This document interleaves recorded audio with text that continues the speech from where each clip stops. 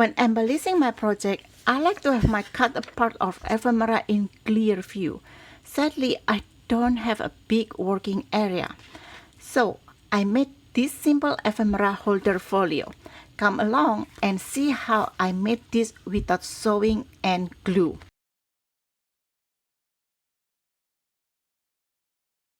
Hi, I'm Sherls. Thank you for stopping by on my channel. If you are new to my channel, welcome. I hope you like it here and subscribe. If you are my follower, welcome back. I love this ephemera pocket holder. I usually fussy cut while watching the kids, and this ephemera pocket is great to keep the pieces together. Right now, this pocket is holding the ephemera of Raj and Bella Crafts' latest autumn kit. I put the seeds I haven't cut in the big pocket, and after I cut them, I'll put it back in the other pockets. Later, I categorize them in this ephemera folio. So far, I have these sections for envelopes, this one for big text, and so on. You can say this folio has a soft spine. This white soft spine helps keep the folio flat. When it's empty, the joint will fold out, and when it's full, it will expand like this. I made this folio using Raj and Bella Crafts' Rosy Blooms kit. In this video, I will show you how I am making this folio. I use 2 tofu boxes for my base, cereal bags and clear packing tape for the pockets. I also use washi tape and electrical tape. If you don't have this, you can use opaque packing tape. And I also use my leftover sugar linen and August Rose digitals from my design team project for a trace of sparkles. Of course, I will also use the typical crafting tools, scissors, glue, and pencil. This box has 2 sets that's narrower than the other 2. I'm going to use the wider one and I need 4. That's why I use 2 of this box. And I'm going to cut this apart and trim the sides I want to use to the same size. These are my boxes. I cut them to the same size and I wrote the size in one of the sheets. Next, I need to put this together to make the folio by aligning 2 sheets of the base side by side and keep a 1/4 inch gap in between. 1/4 inch or half centimeter is enough in my opinion, but use the gap you prefer. I like to use my square ruler to help me, and I happen to have this 1/4 inch wide ice cream stick. So I'm just going to put this like this. Then use a white tape that doesn't tear easily to join them like packing tape, so the folio will last the wear and tear. I use this black tape I got from IKEA clearance a couple of years ago. If you don't have this kind of tapes, use a Tyvek.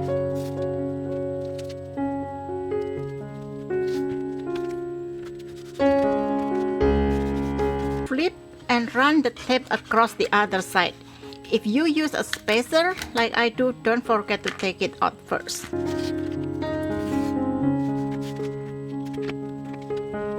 I also like to form the gap here by pressing my scoring tool against the base. We need to do the same thing for the last 2 sheets. I will use my clear packing tape for this.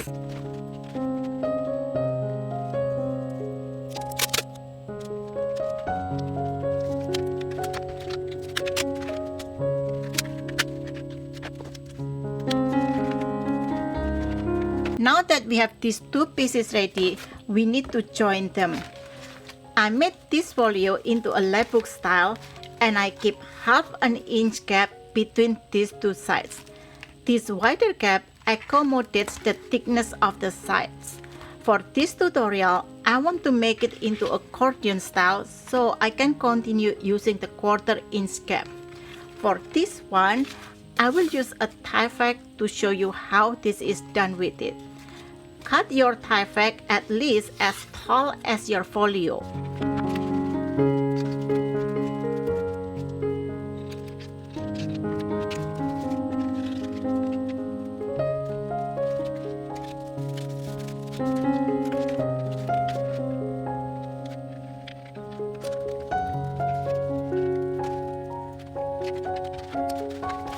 I don't wrap this joint like I did with washi tape or packing tape. I don't need it too because this side doesn't have a sticky surface. The paper I use to cover this folio is smaller than the folio itself. That means I will have a gap between the paper and the piece. And to make the edges look uniform, I need to cover all the edges. This can be done by painting, covering it with opaque tape, or strips of pretty paper. I use this black electrical tape from the dollar store, and I like to do the spine first. I already used black tape on this spine, so I'm good. I need to cover the last two spines, and then I need to work on the four edges of this folio.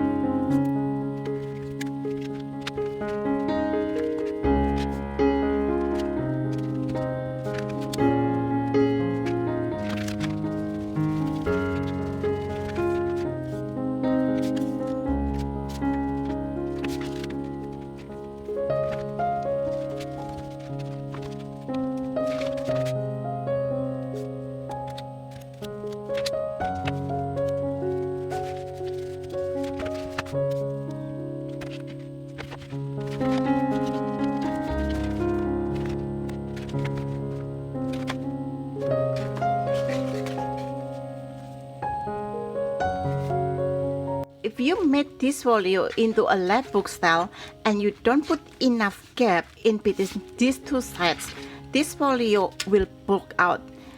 And in this case, I put the gap 1/4 inch or half centimeter, and when I fold this one, this gap is almost perfectly the same thickness as my sides. And when I put more ephemera, it will bulk out like this.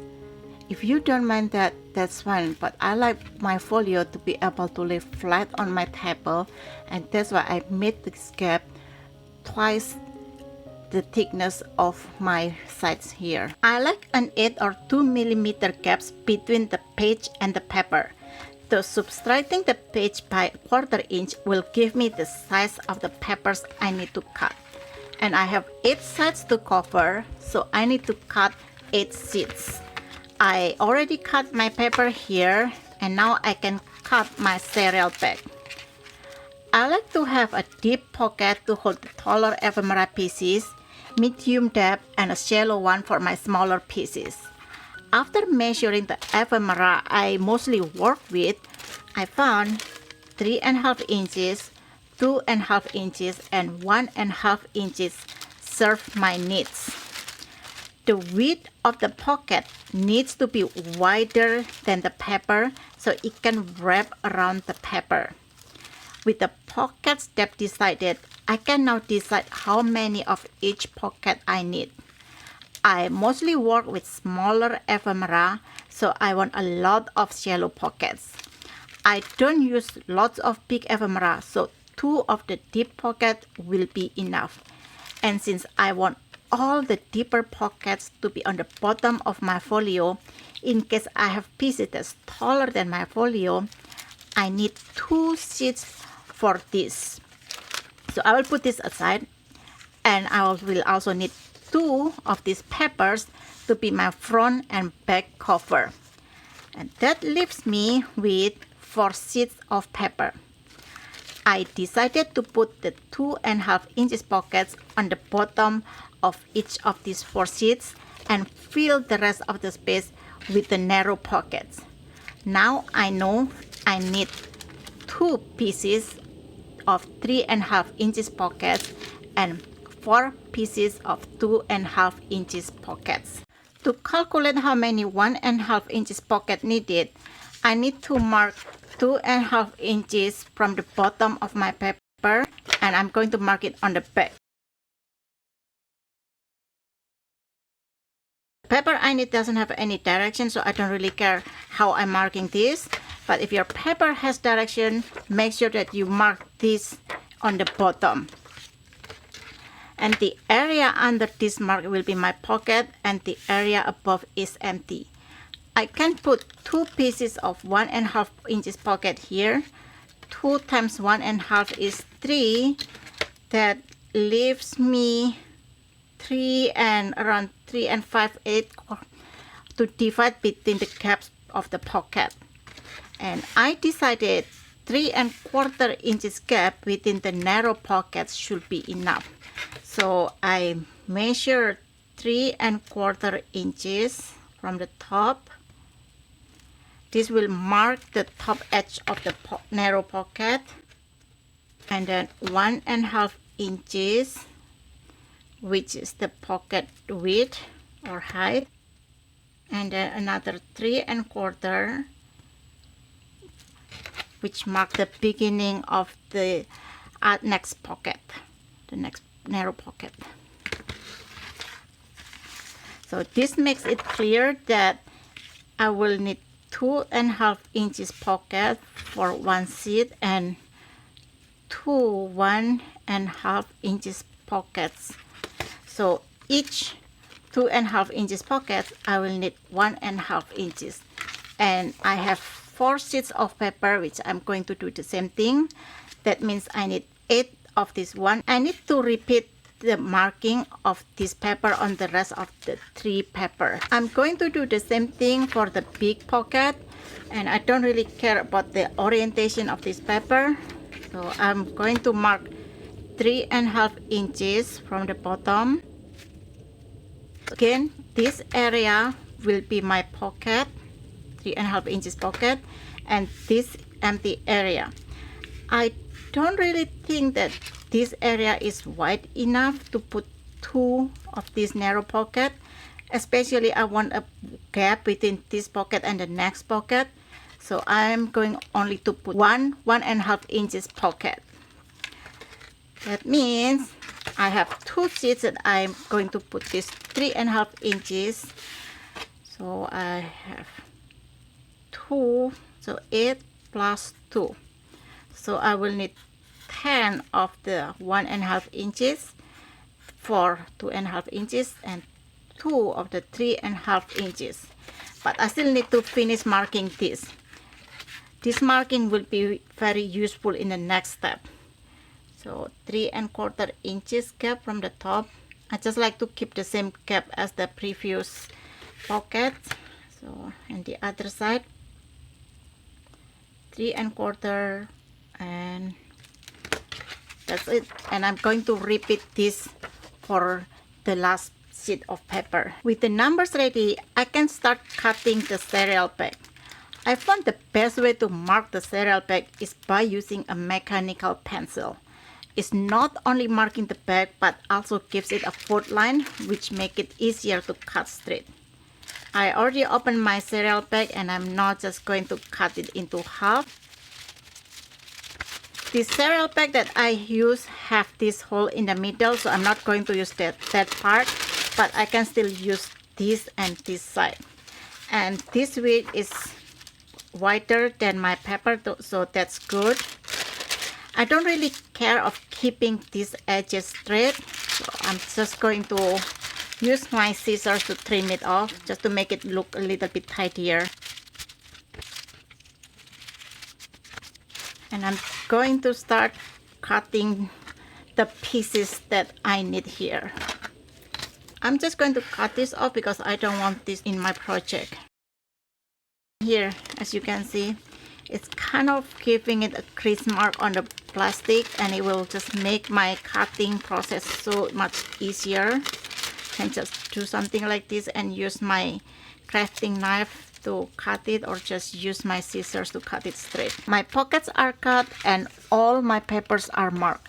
Now it's time to put the pockets into the paper. I use white clear packing tape for this. First, I need to cut this wider than my pocket. I lay it on my surface, sticky side up, And then I'm going to take one of my pocket and align this top edge with the top part of the tape. When you lay your pocket into the tape, you will have this bubble. If you don't care about it, that's fine. But if you care, just peel it off slowly and leave a little bit on the other side. And then use an old card to stick the plastic back to the tape. Just press gently in one stroke. And here you can see there is almost no bubbles here. And for the other side, I will also peel it off gently. Then use the same card to push it back together. And here you go. It's done. If your cereal pack has creases or fold line like this one, don't worry. It will go away. Also, if it is not very thick, this packing tape will add thickness to it and make it sturdier. This will be where our ephemera will go in. If it doesn't flush, especially the sticky tape one is poking out, this will stick to your paper. The deeper pockets are wider than my tape, so I need to layer the tape. First, I did the top part just like I did the narrow pocket and trim as necessary. I already did one here. I adhered the packing tape on the top part, and now I'm going to take my paper where it is supposed to be for 2.5 inches pocket one, and I'm going to put it around the center of the pocket width. I like to put it around the center just so both sides will have around the same sticky tape. And then I'm going to fold and press to adhere it on the paper, and did the same thing to the other side. And don't pull this side too much because we want the paper to be flush. We don't want it to push it too much and curve the paper. Just do gently like this. Now I'm flipping it, and I'm going to apply another layer of tape on this bottom side and close this gap. And I'm just going to pre-align it, overlapping a little bit, and make sure that I have enough excess on the bottom to fold it in and close this gap on the bottom. Again, I'm going to slowly peel this off and use my old card to adhere it carefully just to eliminate as much bubble as I can. Even if there is any bubble, it's not going to show much. I'm going to flip it and taper this until the edge of my paper, and the other side as well. Then fold this up, and this will close the bottom gap of the bottom pocket. Just carefully. And then this fold it in, and this one as well. And I'm going to use my scissors to trim off the excess tape. And now it's done. I have my pocket here, one shallow pocket and two shallow pockets. So this is done. I did the same thing for the 3.5 inches pocket, except that I did not overlap the tape much because my tape is not wide enough to overlap the tape, and leaving a little bit gap here to close off the bottom edge. So that's basically how I adhere my pocket pieces to the page. And I'm going to do the rest of the pages. The last step is to adhere these papers to the folio. I already fold my folio into accordion style, and I'm just going to decide which will go where. This is my favorite layout of the August Rose kit of A Trace of Sparkle. So I'm going to put this as my cover, and this will be my back cover. And then on this side, I already decided that I want to put the pages with the deepest pocket, and then the rest will go in the other side like this. And I'm just going to use my wet glue to adhere these papers to the folio. I do not plan to put closure on my folio. If you plan to have a ribbon closure, adhere it now before you adhere the cover and the back cover. My ephemera holder folio is done. There are lots and lots of pockets, and I already put my leftover ephemera from my previous design team projects. I thought with decorating this cover, but I really like this layout of August Rose Kit from A Trace of Sparkle, so I will just leave it like this. Besides, I will put this ephemera folio anywhere on my table, got some rough treatment, and then stack things on top of it. So it's very important to me to have the cover flat, and for that same reason, I only decorate this ephemera holder folio with just paper collage, and I made sure the corner is properly adhered. So this ephemera holder folio with this ephemera holder pockets, I believe will help me tremendously while I am decorating my project. I hope you try this, and please let me know how it goes for you. Thank you for watching. Happy crafting. Bye.